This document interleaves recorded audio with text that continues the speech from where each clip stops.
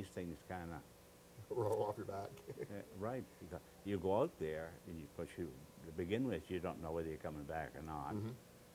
And you can imagine the euphoria there was when you heard the war's over. Hey, I'm Absolutely. still here, I'm going home, and have fun. Because when I get back, I had just passed 21. Because you were joined at 17 when you actually joined, right? Yes. Yeah. So I'm just a young, snotty-nosed kid. So what was life like aboard the ship? Was it just... It was stand watch, 4 on, 8 off, and then when the 8 off, if it happened to be in the daytime, you worked at 8. In other words, we had to keep the guns greased and oiled and operational and scrape and paint and I don't know if what they still do today, yes. Yeah, still do. Now the Army always says how good the Navy eats. Do you guys eat real well? We did well, we ate good at the first, when we got stores aboard. Then you run down and you're into the powdered potatoes, the powdered milk, the powdered eggs, and they weren't as good back then as they are today. Right. Yeah. Right. So it's the same routine. Must have been awful hot down there. It was hot, and a lot of times we would take our mattress right up on deck and sleep on deck. And most of the time, you'd spend the day in cut-off dungarees. You made shorts out of your Sure, yeah. sure, just so hot. Yeah. Air conditioning wasn't a big thing back then. We didn't have any air conditioning. Not at all. And you had the asbestos coverings on the pipes, and Sure. and now they're talking a lot about, in fact, my air intake isn't as good as it was years ago, but then I have to stop and think, I'm 86 and a half years old. So I think I'm doing great for my age. Oh, absolutely. So you were in Japan after the war, and you did some salvage work and some sightseeing, actually. Yes. And then one day I looked up on the bulletin board, and here's a list of fellows that are getting transferred to the tender. So my name was not on the list. And I went over to see the exec, and he said, well, he mumbled, and he really didn't want to put my name on the list. But he did, so the next day we got our gear together because one of my buddies was being transferred. The scuttlebutt around was that the tender was going back to the States. So that's why I had my points and so forth, so I wanted to go back. And there's nothing any sadder than this. I'm going to tell you, you get off the ship you've been on for a year and a half, Oh, yes.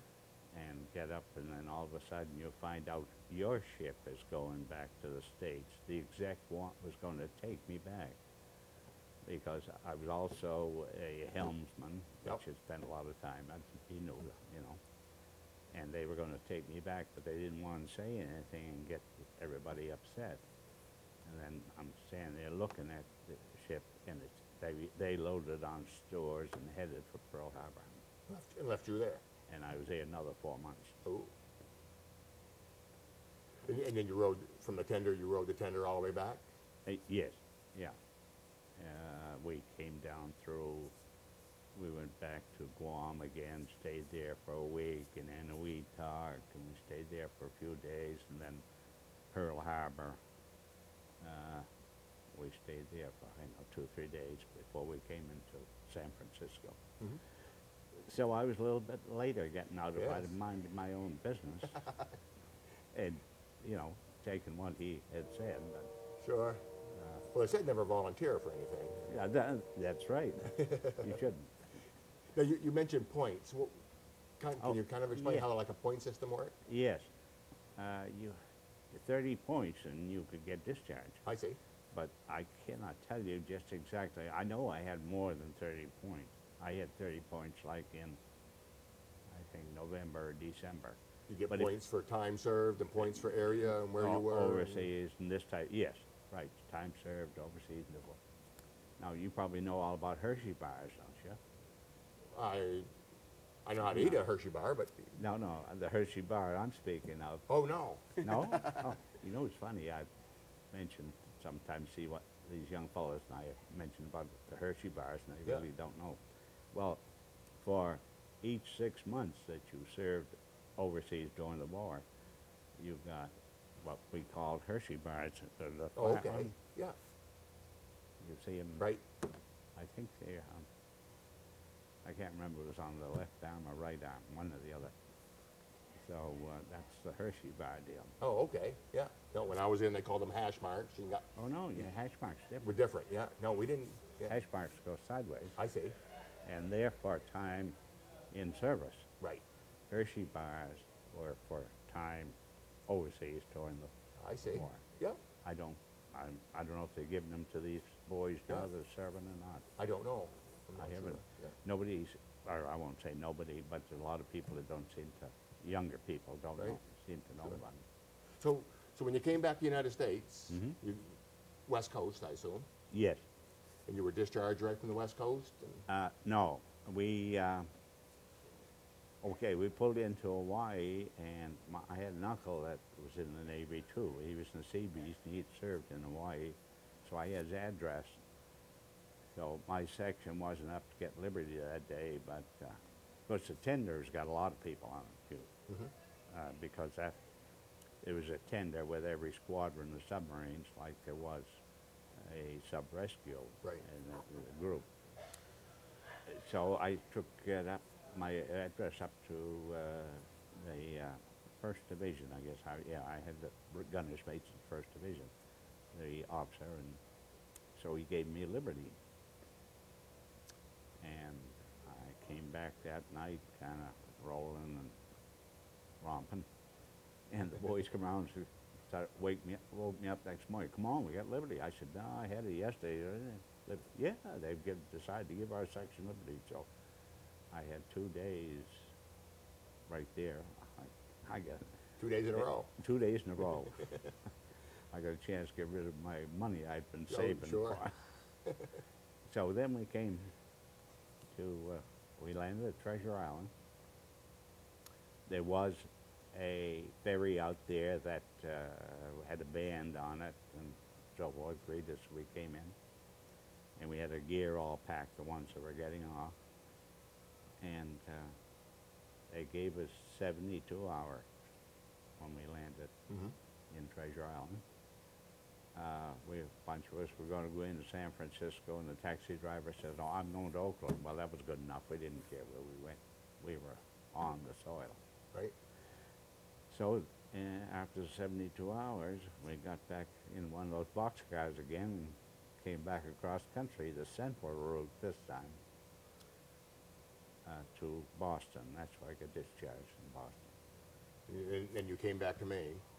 Yes. Well, my sister was in the Army Air Corps, Yes. and Yeah. she was still in. She was out at Framingham, so her friend came in, picked me up, and I went out there for a couple of days before I came home. Mhm. And I came home.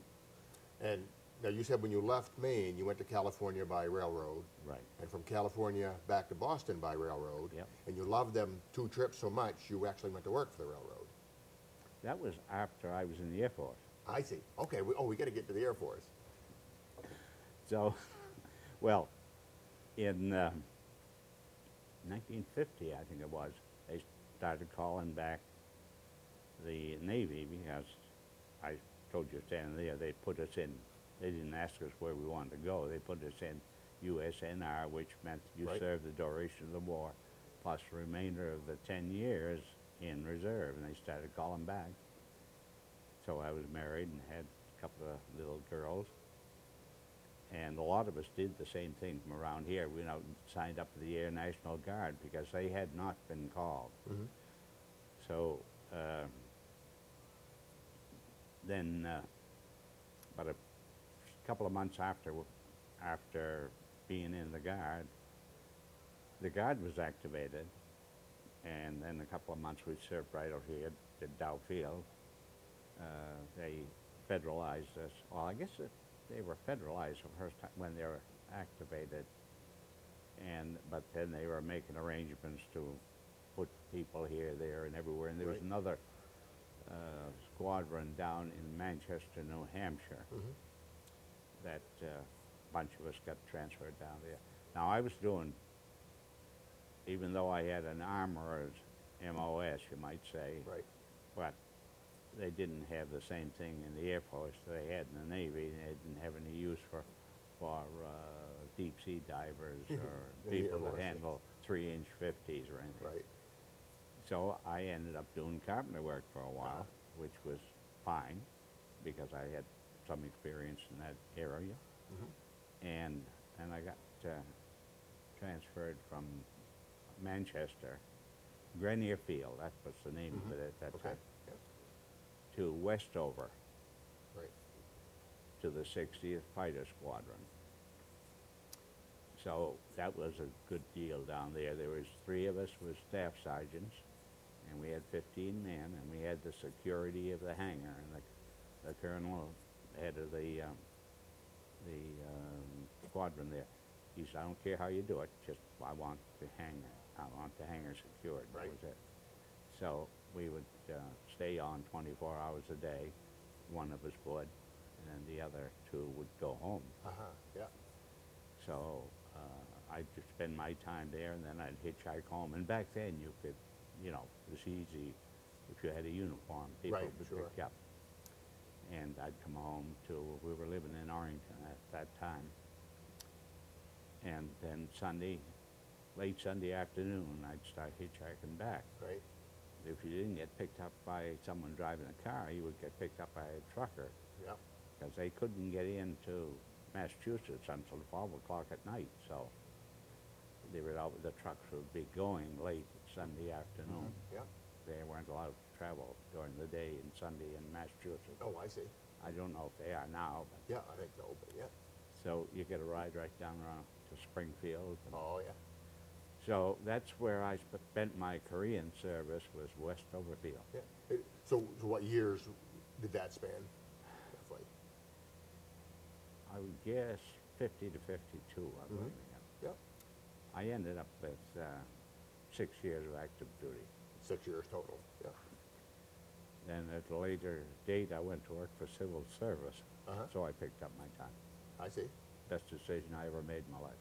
And that civil service was right in this area? Right in this area. I covered Washington, Hancock, Waldo, and Knox County on anything that they USDA loan money on for construction. Because I had, I built houses for quite a few years, and I'm quite familiar with construction.